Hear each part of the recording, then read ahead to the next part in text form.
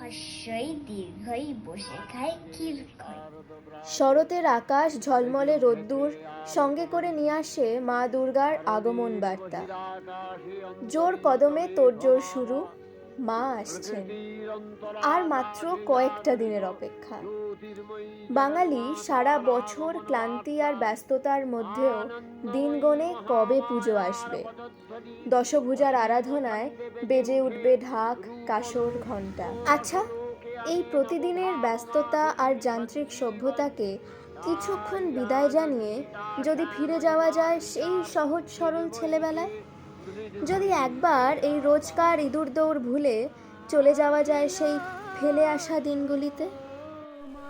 আশ্বিনের মাঝামাঝি উঠিল বাজনা বাজি, পূজার সময় এলো কাছে। মধুবিধু দুই ভাই ছুটাছুটি করে তাই, আনন্দে দুহাত তুলি নাচে। কি মনে পড়ছে? ফিরে যেতে ইচ্ছে করছে না? তাই হিন্দুস্থান পল্লী সার্বজনীন দুর্গোৎসব কমিটির এবারের ভাবনা সহজ পাঠ।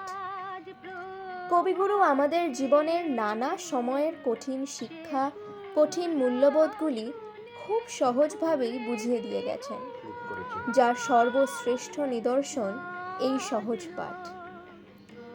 আজকের প্রজন্মের প্রায় সবাই এ রসে বঞ্চিত, তাই এবার তাদেরকে চেনানোর পালা ও ছেলেবেলার স্মৃতি রোমন্থনের পালা।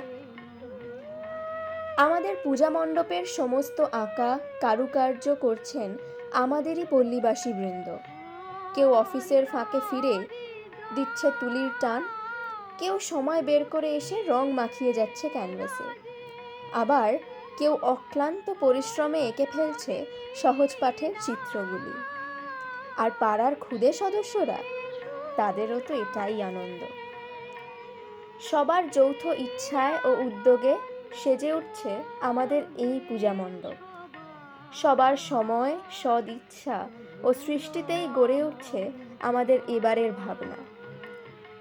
আসলে সবাই একসঙ্গে এসে হাতে হাত রেখে আর কাঁধে কাঁধ মিলিয়ে কাজ করার নামই তো দুর্গাপুজো। আপনাদের সবার আশীর্বাদ, শুভাকাঙ্ক্ষা ও শুভকামনা নিয়ে আমরা এবার পদার্পণ করছি ৭৭ বছরে।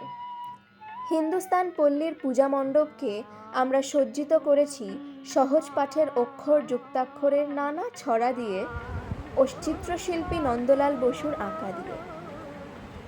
আমরা চাই আমাদের পরবর্তী প্রজন্মেরা যাতে এই সহজ করে শেখা মাতৃভাষার রস থেকে বঞ্চিত না হয়।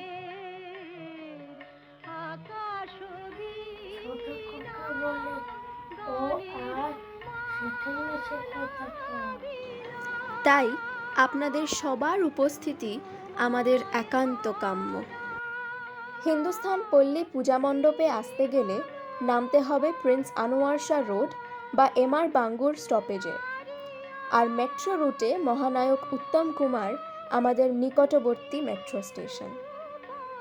পুজো সবার খুব ভালো কাটুক, আনন্দে কাটুক, সুস্থভাবে কাটুক।